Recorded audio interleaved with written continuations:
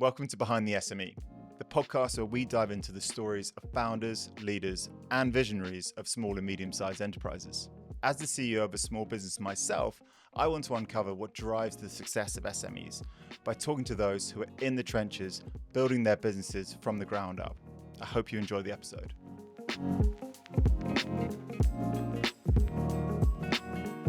Rahan, welcome to the podcast. Hey, thanks for having me. Good to be here. Yeah, well, we've got a huge amount to run through today, and I'm excited because some of the topics on here are highly relevant, a bit controversial, a bit interesting, but your journey through your starting point in your career through to this topic, this kind of project, the main project in BossUp they're working on now is really, really interesting. So why don't you walk us through it? Tell us a little bit about yourself. Yeah, great. Well, I think we were just talking before I came in how I'd class myself as a Xennial. Now, that's someone that's born between 1980 and 1990. And what's really interesting about us folk that were born in this era is we've been in this constant change cycle of moving from our childhood of this analog world where we had Walkmans and CDs and stereos, which we still remember growing up with kind of up to the age of 10. But then suddenly the internet emerging and the impact that we've seen of technology disruption kind of probably every 10 years with the internet, with cloud, with smartphones, and then now, of course, AI. And so personally, I've had to ride that wave. No choice, because the society around us has adopted those technologies every so often. And so for me, my story kind of starts, I would say, when I was 12 years old. And I remember making my first $100 and being so proud by building a website back in the 90s. I mean, those were the days when, unlike today, you could just go into GoDaddy or whatever and do a click and you get a website. Back in those days, you had to really kind of build a website from scratch. And because it was something new, it's like, what is this thing, the internet? And I've always had this fascination and been driven by problem solving and this kind of intersection between technology and using it to provide value to clients and customers. And even if it was a small scale website when I was 12 for this small insurance firm, that was my first real taste of solving a real problem, applying cutting edge technology, explaining it to a small business, and then being able to get some value from it by becoming part of this kind of internet journey. And that's where it kind of started for me. And then over the next few years, even at the age of 15, 16, while I was studying, I had my own side hustle building websites for small companies and just beginning to get them an online presence, which was becoming increasingly important. And I would say I moved into, I would say, senior management quite early in my career, probably earlier than I would have liked. And so I was running an IT training center when I was 17 years old, teaching old age pensioners how to use computers for the first time. That was an interesting experience. And then from there on, for me, the sort of common theme right the way through was applying some of these technologies to solve real business problems. And so I was in this managerial position for a market research firm at the age of 21, 22. And it was going great. I was getting paid quite well for a 21, 22-year-old at the time. But I felt like, you know what, I'm not really developing. I need to kind of get more exposed to more clients, more customers. I need to learn quicker. And so I quit my job at the age of 21, 22. And that was my first experience of going it on my own. So I actually set up my own contracting gig and moved up and down the country implementing technology solutions for small organizations, I would say. So a mixture of kind of everything from finance firms to small construction firms, whatever I could kind of get my hands on. And it was pretty interesting. And I would say it was amazing up to a point, until I realized I wasn't really getting exposed to some of the larger projects that I would have liked. And so I went back into the corporate world. And I would say for a good number of years thereafter, perhaps for the next 10, I would class myself as a sort of technology consultant running pretty high-end consultancy and developing large consultancy practices in a corporate landscape. And that was the sort of next segment of my career before I turned it on its head again and shifted towards becoming an entrepreneur. So I think the thing that I can safely say is that I've got a good blend of operating as a kind of independent within a corporate circle, and then in more recent years, that kind of journey towards becoming an entrepreneur and running startups as well. And so I'm able to speak about the kind of differences, the challenges, and the good, the bad, and the ugly, so to speak. Nice. Well, I can safely say we were doing different things age 12. I Yes. was not coding websites, but I mean, what a start, and obviously what a journey through to big practice, and now you run your own thing. Tell us, Right. what was the impetus to running BossUp, and tell us a little about BossUp, because it's a really cool concept. Yeah. So look, BossUp has come from the combination of some of my work that I've been doing in recent years. I've had a couple of AI startups, right? I think it was about 2021 where AI landed in a big way, right? The whole world woke up one day and said, "What's this thing called ChatGPT?" And I realized for me quite quickly that this could be a game-changing technology if I was able to apply and execute on it. For me, having done this whole stint of being a consultant and recognize the challenges of delivering value to customers, and how long and painful that can sometimes be. For me, having this technology which is capable of accelerating time to value, and being able to exploit that, I immediately thought, do you know what, this looks really, really interesting. And I would say, in terms of BossUp, it was only about 6 months ago where I was really, really looking into like what the future holds for my startups. And I was at this crossroads where I'd come to the conclusion that I need to stop scaling and stop recruiting for these other AI startups that I've got. And so I picked up the phone to my colleague, long-standing colleague and recruitment friend. His name's Chris. And I said, "Chris, meet me for a kebab in the city." So here we are in the city, Good having brain food. absolutely right, having this kebab. And I said to Chris, "Look, I'm hearing and seeing a lot about AI and how much disruption it's going to have to the world, and just kind of organizations looking ahead. So tell me, how do I build the startup or organization of the future? What does it look like moving forward?" And I don't know if it was the kebab or the spice in it or whatever, that he was completely perplexed around kind of what I wanted to do in terms of building this kind of organization structure of the future.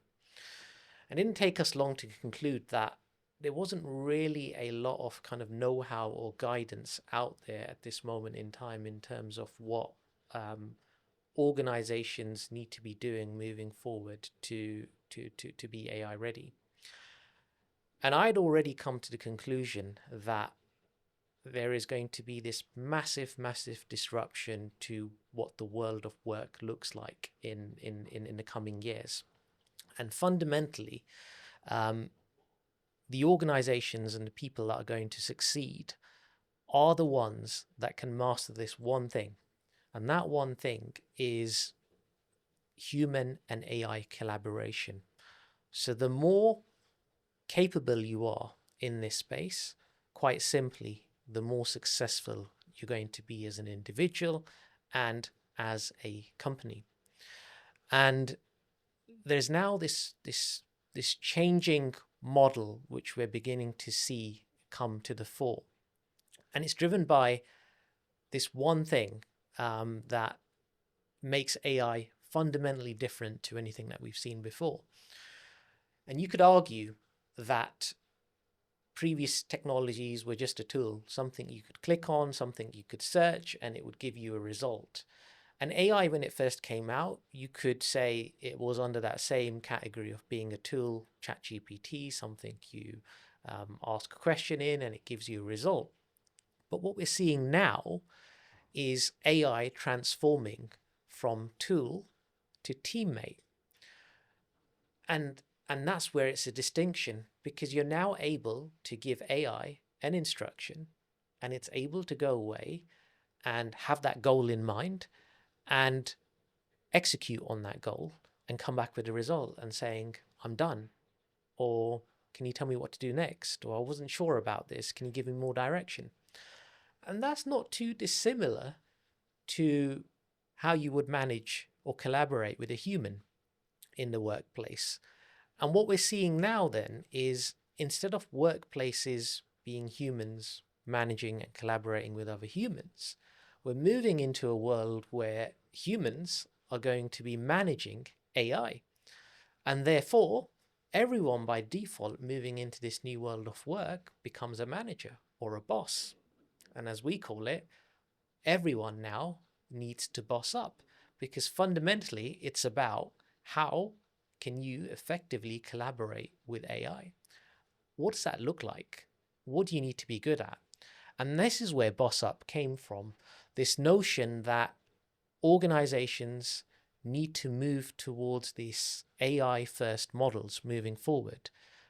But how do you help people individually and organizations make that shift? Yeah. And that's what we're trying to accomplish at BossUp. And I'm sure you've got questions around that. Yeah, I mean, firstly, reflecting on it, I think it's a really relevant problem that you're solving, because it's so noisy. As a business owner, my social media feeds are absolutely littered.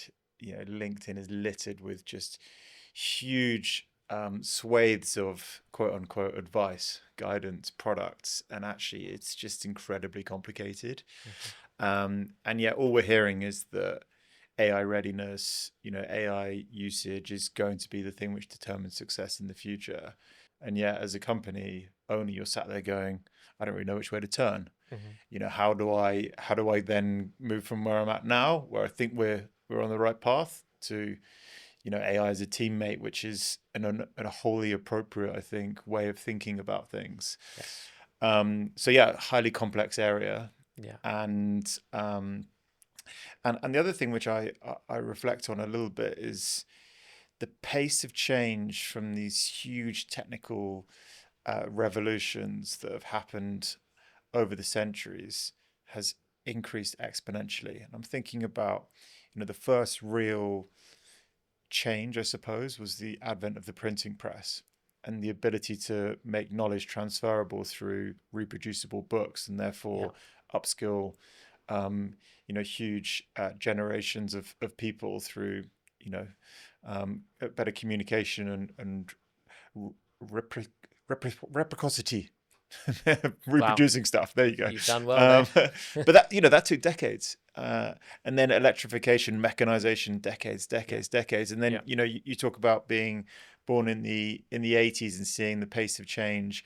Think about dial-up connection and how long it took to load a website through to today in our lifetime. It's extraordinary. Yes. And if that pace of change continues, then you're right, the businesses of the future in a very short space of time within 5 years are going to be unrecognizable. Yeah. And I actually think I really want to re-hone in on the point that you made about business owners needing to see AI as a teammate, not a tool. Yeah.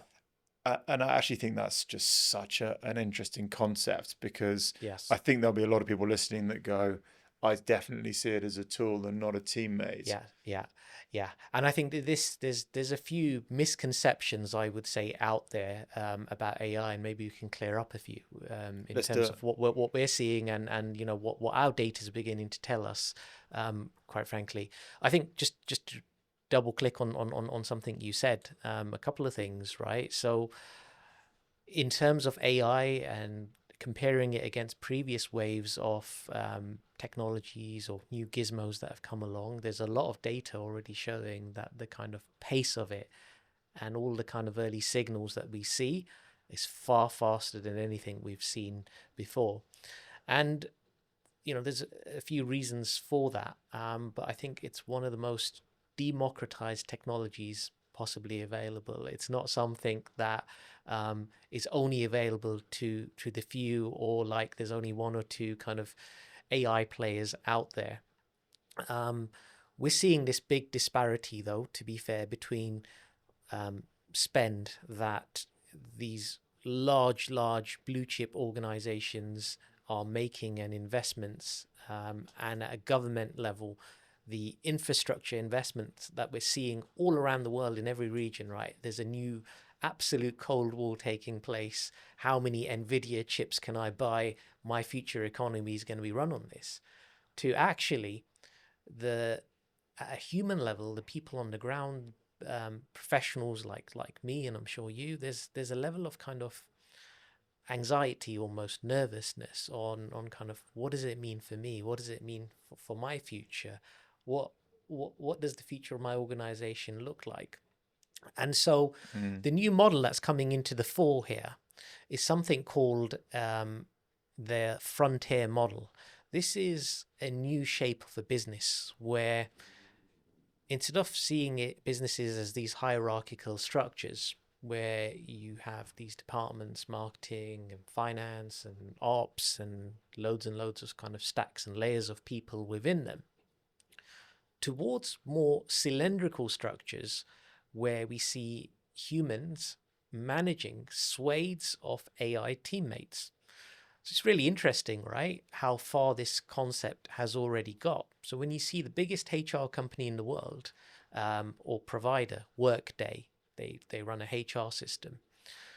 And if you go onto their website right now, you will see splashed across their homepage not just an HR service managing humans in the HR system, but now AI agents being recognized in the same HR system as, getting an ID, an employee ID. Wow. So we're now already at the stage where you've got humans and AI formally being recognized on the HR system. Yeah. And I think that tells you everything about where we're heading with this. Let's talk about that, the paralysis of the SMEs might be feeling. And I'll give you a real world example. Mhm. We, about 2 years ago, got a quote to go and build some technology. And, we're a small business, 40 staff. And the quote was, I think, about 150 grand to build something that we thought we would need. Huge investment, decided against it. Now we could build that piece of technology for 40 hours of someone in my team's time. That's right.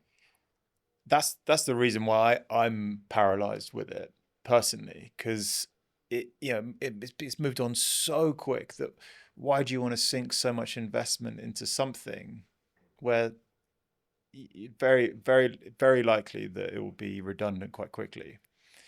How Yes. do SMEs react to that? What can they do? Yeah. So look, I think there's a couple of ways of looking at this, right? And you can wait, and you can continue to wait, and one thing's for sure is things will get better all the time, right? But we're living in a world now where the level of access your competitors have to transform themselves is unbelievable. The ability to transform and get operational efficiency has never been more accessible. And being an SME, the one thing that you don't have enough of time off, or have enough of, is obviously time. Time is that one commodity that you never have enough on. So how can you free up your time to be involved in more strategic oversight, focusing on things that allow you to grow and scale? Technology has always been the answer to that, right? The question has always been, like, as an SME, it's about, can I get my hands on something? Do I have the economic means to do it? Do I have a partner that I can trust? Do I have someone in my organization that can deliver the answers? And that's always been the challenge. Now, I would say we're in a phase now where it's all about hyper agility. And that's something the SME has always had the advantage on compared to the big boys, where absolutely I believe now moving to a world where the SME has the advantage for sure, right? Because you can be as big as you want to be with AI being your teammate, right? These AI teammates, put them into a department for marketing, they can run your marketing on steroids, plan a campaign, execute on it. And the trick now is, can you free up some capacity as an SME to maintain that strategic oversight, which is one of the 6 core things, by the way, that you need to be good at being an agent boss. So it's not just about being technically literate. We'll go more into kind of what this new paradigm looks like in terms of what you should be looking for. Yeah. But the trick now is, I would encourage, like, if you're an SME, this stuff, to get your hands on it, is cheap as chips, I would say, in relative terms. Don't wait. Get your hands dirty on stuff. Figure out what you can do. Get some exposure to it. It's possible. Like, I spent last weekend answering a call on Friday, an emergency call from an SME who was starting up. They're in the Middle East. They're an events company. And they came to me and they said, I need an events management system for this event. There's some pretty important people coming to it. We don't want to get it wrong. We want some structure around it, but we need it by next week. We need it live by next week. So I said, okay, let's do it. I'll sacrifice my weekend for you. And by 9 p.m. on Sunday, this thing was ready. And they couldn't have been more pleased. That's wild. And that is the level of possibility which exists today. Yeah. Don't wait. If you know what you're doing, you can work with AI to achieve some astonishing outcomes which will just completely change the game for you overnight. Yeah. I mean, one of the things which I'm picking up from here is that it's not necessarily a leadership project. This is a mindset of the whole team initiative, right? Your whole company needs to be AI literate and on board with how to build agents, how to work with AI, how to manage AI, how to understand when it's working for you and against you. You need everybody literate. There's no point having a CTO and they hold all the knowledge. The whole company needs to be aware of how powerful it can be and how to build. Is that what we're getting to? Yes, completely. But again, one of the kind of, I would say, for me, it's a bit of a dirty word, right? AI literacy, right? It's what people have been throwing out for the last 12, 18 months, that you need to be AI literate. I don't think that's the whole truth, or anywhere near the whole truth.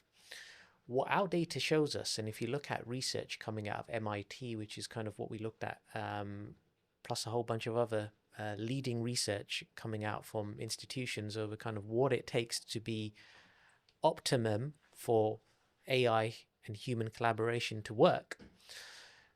being technically savvy or AI literate is a small part of it. Yes, it helps if you're savvy and you can get a few things done.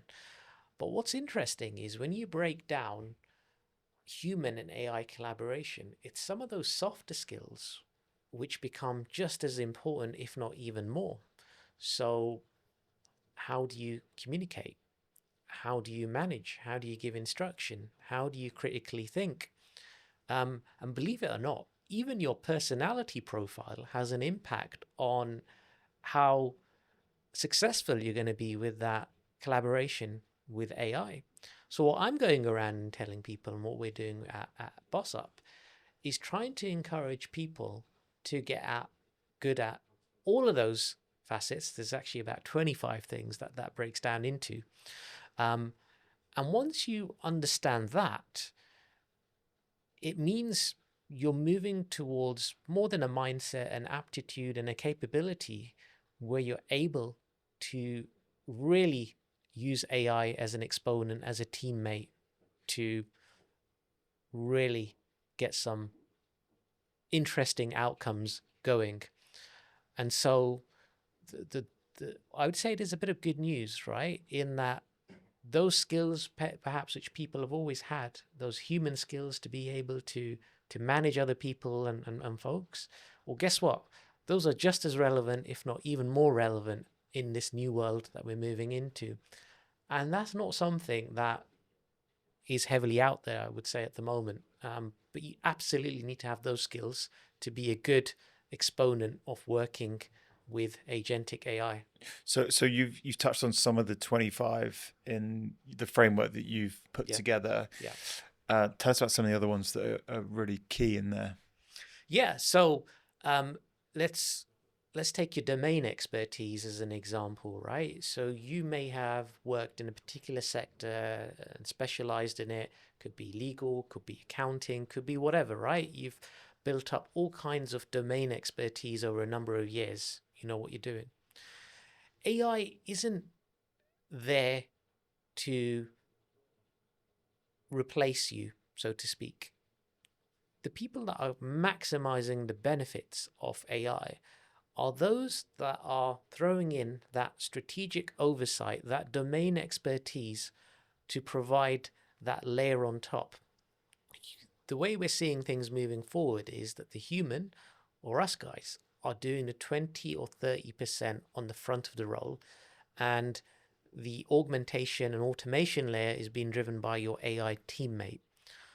But that AI, as it stands for the good foreseeable future, you wouldn't let it run off wild and just completely execute on something blindly and then start off a chain of events with other AIs without that layer on top, providing the strategic oversight, the management capability, or the domain expertise on top.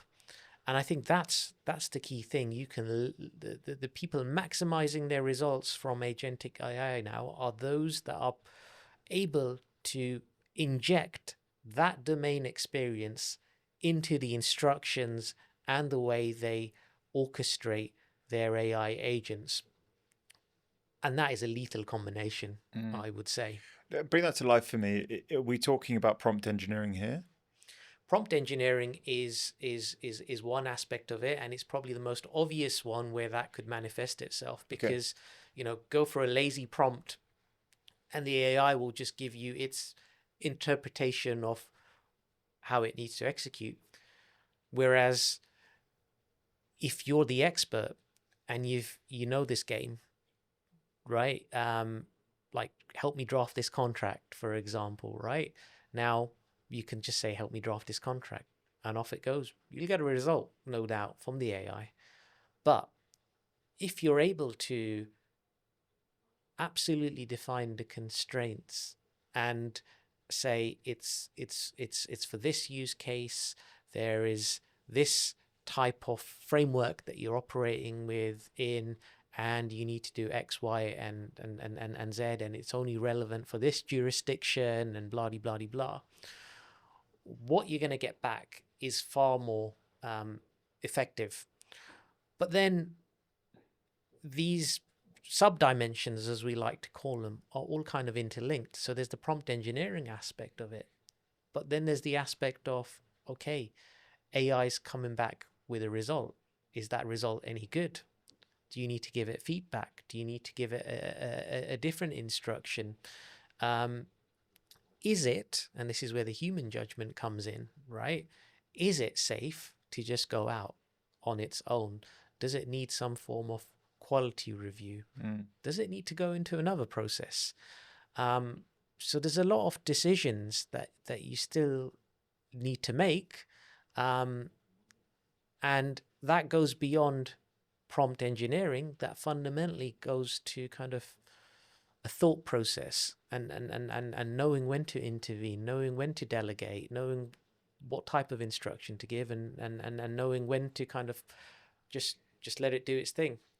Let me ask you this: Do people that are in the know in the world of AI, do they have a quiet chuckle at business owners that are simply using enterprise GPT and building agents? What's the next level up? Yeah. So look, the technology companies out there, right? The people building the AI platforms, right? They have somewhat of a different agenda based on their shareholders. Their view of the future is, generative AI was the first wave. Agentic AI is the wave which we're riding now. And then I'm sure you've heard of artificial general intelligence, right? A world where AI is completely autonomous and does everything, and humans aren't going to be needed. Now, we believe, and I believe, that we are far, far, far away from that reality of AI acting and being on its own accord for all kinds of reasons. And so the model that I think the world is absolutely moving into right now, and it's happening, is this human and AI combination. And I believe that that is going to be the one for the next 10, 15 years, because there's all kinds of legal implications. Even if the technology was available to do more than that, would it be allowed to? And so the trick right now is, how do you, as a small firm, think about the future of what your company looks like? Like for me, 6 months ago, I was at this crossroads and I made a decision that I'm not going to hire in the traditional way that I was hiring anymore. And all I would recruit now is this new category of worker. And we call that new category of worker an agent boss. Everyone coming into this new world is an agent boss. And that's what you should be looking to recruit. Someone that can really orchestrate and get results from these teams of AI agents. And that's what you should really be looking for. As a business owner of a small business, how can I get my hands on good agent bosses? Yeah.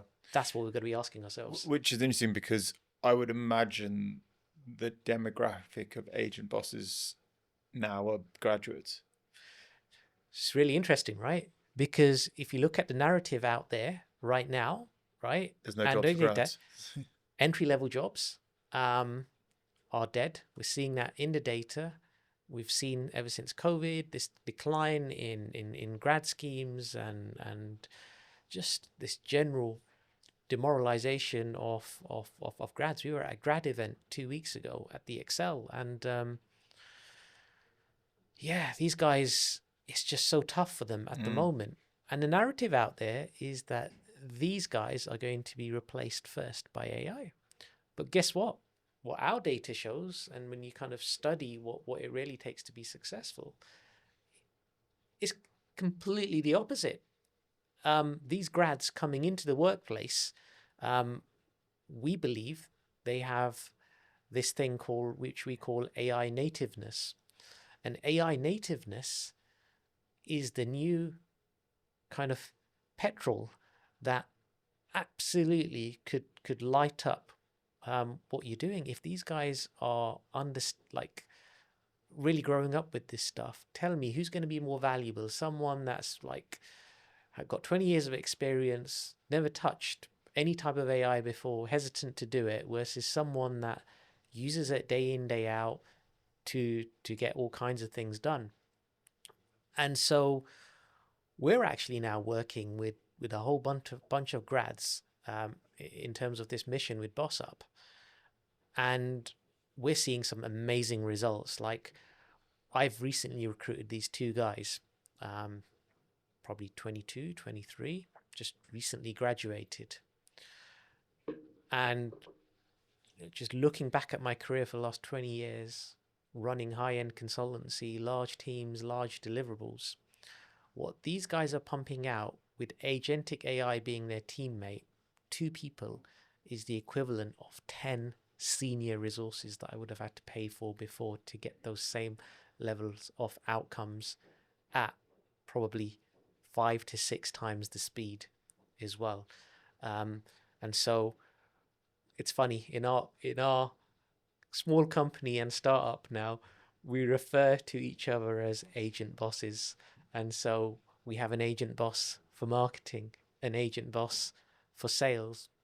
And when we talk about this frontier model now moving forward, I would encourage SMEs to look at a model where if you can find maybe 5 of the best agent bosses that mirror the traditional kind of departments that you look for, or operations, sales, marketing, finance, if you can find your 5 really, really good agent bosses, guess what? Not only can they completely blitz through what you're doing in those different spaces, but the true frontier firm and the true entrepreneurs now are those that are going to be able to leverage those agent bosses to manage portfolios of businesses. Because if you're a really, really good agent boss, the one thing you're good at doing is telling the AI what to do next and come back. And so it's a bit like everyone's becoming this chef spinning multiple plates, right? And it's entirely possible to do that. It's hard to wrap your head around, and so let's try and bring it to life by using a department that we're probably all familiar Sure. with. Should we talk marketing? Yeah, totally. I think that's a really good one, and something that your viewers and listeners will hopefully easily understand. And Yeah. What are some of the opportunities in marketing? yes, so let's take marketing as it is now, and the obvious one to go after is social media campaigns, right, of which most people are familiar with these days, and how AI and agentic AI is able to disrupt that. We've got to the stage now where if you're a good agent boss and you have a really good grounding on how to use agentic AI, it is possible to completely plan not just one campaign, but a whole go-to-market for a service or a product right up front. And so it starts with working with your AI to give it the contextual awareness of your product or service. Okay, that's where you start. The better you do at that, the better the result that you're going to get. So that's one aspect of it. Can you give the AI all of the grounding that you need? And today it's very easy to generate documents. We all got kind of fact sheets and brochures and PDFs and all kinds of things. You whack it all into this AI agent so it understands what you're doing. Next phase, you get an AI agent you give it a goal. So you want to say, actually, within the next 3 months, I need to go to market with this product. And okay, do you know what? I'm not really sure on what I'm doing, but help me identify the different segments of customers that I've got. So you're now in this kind of planning mode of trying to work out who you should be targeting, how often you should be communicating with them, who are your target personas, right? Typically stuff you'd be spending maybe weeks workshopping out in a room, right? You're using AI now to effectively iterate on answering those questions and getting to a point where you've convinced yourself that, yep, I figured it all out. So you've now got the context of your knowledge, and you've got a plan for your campaign. So now you can move into a multi-pronged execution phase where different AI agents are responsible for executing different parts of that campaign. So one of the artifacts that you may have produced in this planning phase is a tone of voice guide, typically stuff that you produce, right? But these are all different inputs into agentic AI. So now into your agent, which is responsible for creating 5 Instagram posts or whatever it is, right? It's got the context, the campaign context, your tone of voice, how it should sound, right? And now it's just able to rattle off a whole bunch of content creation with those constraints in it. And you can initially say, yay, nay, I like it more like that, I like it more like this. And so you've now, in a nutshell, got a complete campaign going, and you can go as far as you want. You can schedule when the emails go out, when the social media posts go out automatically on certain days of the week. You've completely, in a short space of time, automated what probably would take loads of conversations, loads of meetings, loads of back and forth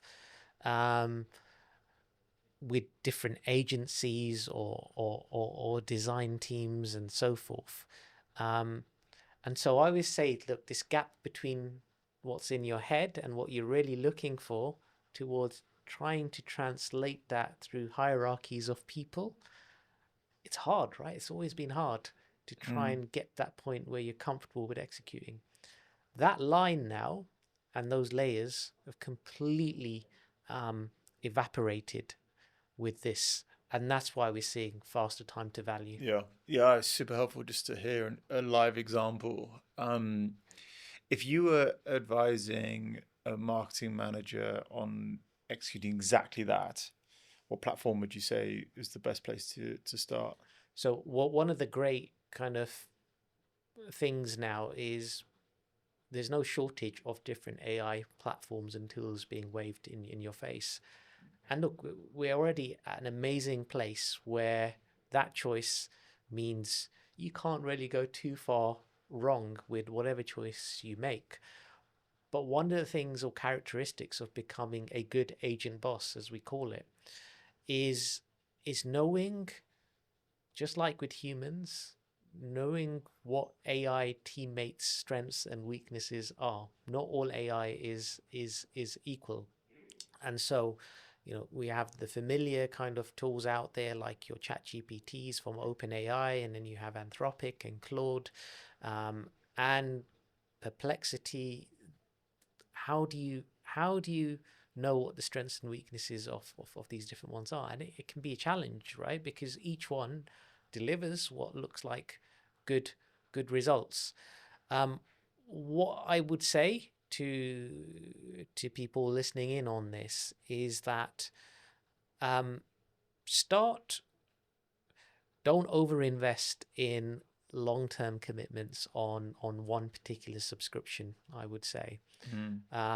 I think there's so much choice out there at the moment that if you can, I would try and get exposure on trying out a few of these on a monthly subscription and trying for yourself to see where the strengths lie. So, for example, if you need up-to-date, current, live information, which is web ready, Google crawled, that's where Perplexity shines. It needs, it scours the web for up-to-date information and it integrates that. Chat GPT, yes, increasingly to more of an extent, it's an all-rounder.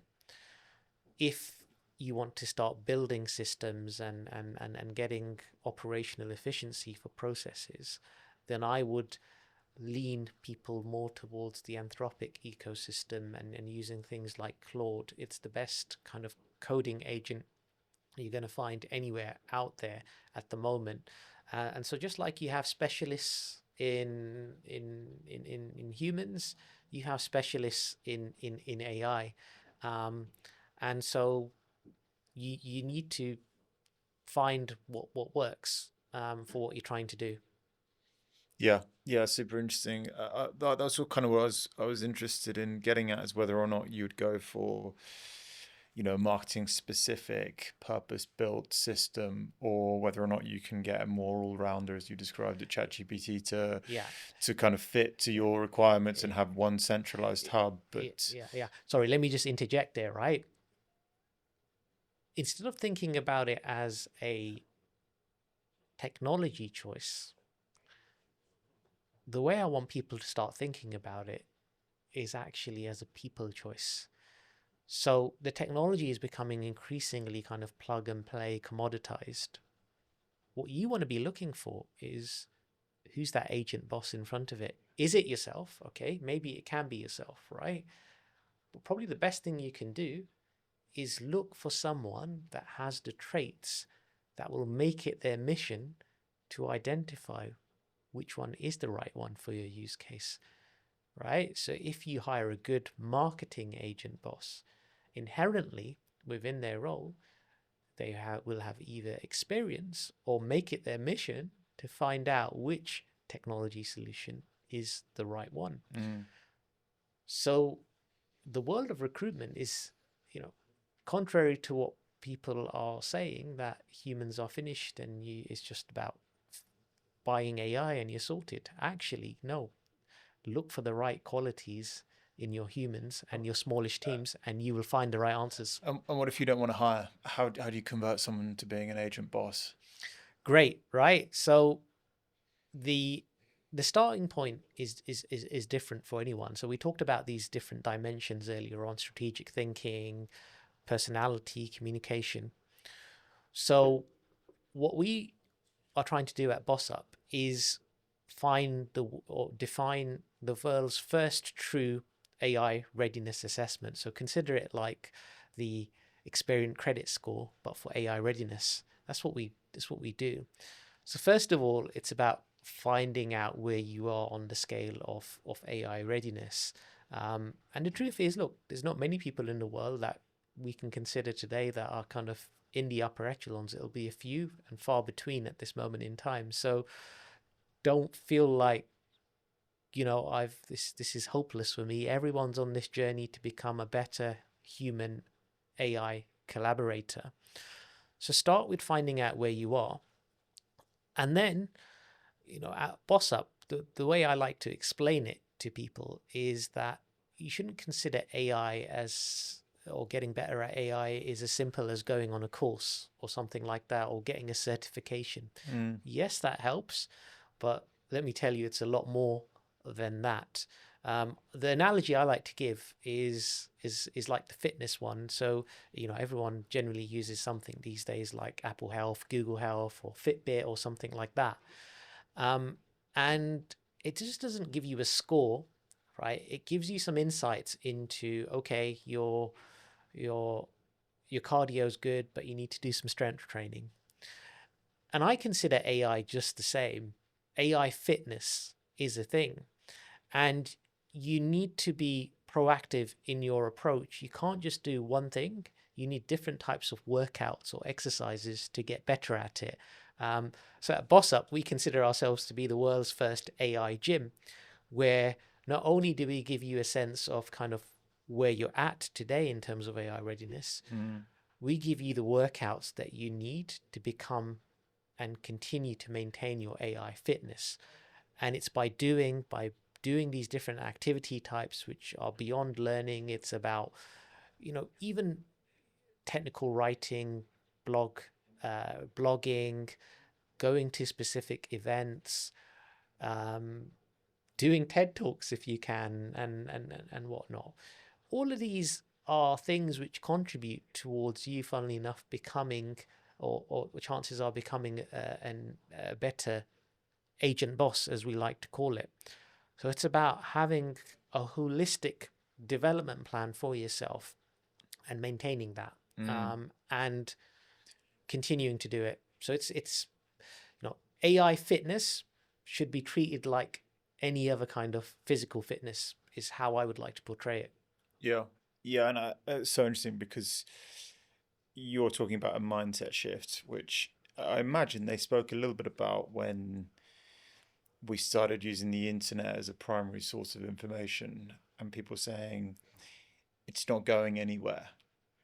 This thing that is now here and our ability to access all of these web pages that people create, it's not going anywhere. In fact, it's only going to become more prolific. It sounds like a really similar narrative. You can't do a course and forget about it. You need to get comfortable with the fact that AI is now going to be a large part of our working world and our personal life for a long, long period of time, if not forever. It's going to evolve, it's going to change, but the ability to kind of keep up with it, understand it, and be comfortable working with it, managing it, is going to be really key in the next phase of work. Yeah. I mean, look, we said it earlier on, right? It's this ubiquitous. It's not a tool; it's a teammate, and it sounds crazy to say it, but things like your Alexa that you speak to sometimes and stuff, they're not really AI, right? At this moment in time, your Siri and stuff, you'll see the AI kind of integrate into it. But I think it's what sounded like science fiction is no longer the case, right? You have to learn how to interact with these new teammates that you've got, right? And that's what it's about. How do you work with all these teammates that you didn't know you had before and drive outcomes? And that's the difference. We all now need to become good at collaborating with these new teammates. And the great news is, these teammates, they don't cost hundreds and hundreds of thousands of dollars to get going with. So if you're an SME, like, you just got to get good at these things. It's a cheaper Christmas party as well. Yes. I just saw the bill come through for ours. So that's why it's on my mind. Yeah. Well, they drink less. What's interesting though is, I think this kind of balance between human interaction and kind of AI agents and kind of where we land with it, because I think the human interactions will still become even more kind of valuable as we look ahead. So what does this hybrid world look like is the interesting kind of journey we're all on. But I think humans are kind of far from finished. And I think we're really intrigued to see kind of what these hybrid workforces of the future look like, and societies with AI teammates. It's going to be fascinating. Yeah.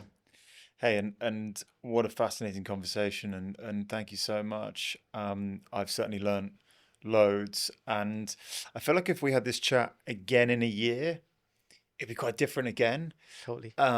Which is super exciting, bit nerve-wracking, but I think what you've done really nicely is make it slightly less daunting, because you've brought it to life for us in saying focus on the people, focus on the team, and that's what we do anyway as SME business leaders. That's 90% of our job is working with our team.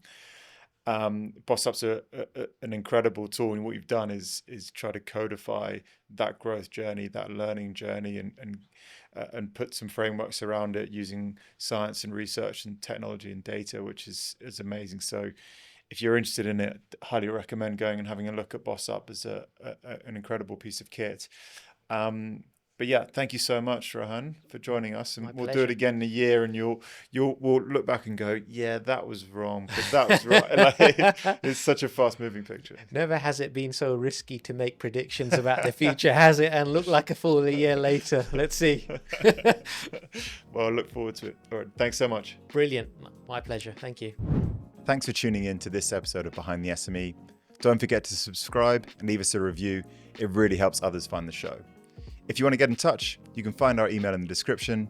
Until then, keep building, keep learning, and we'll see you next time.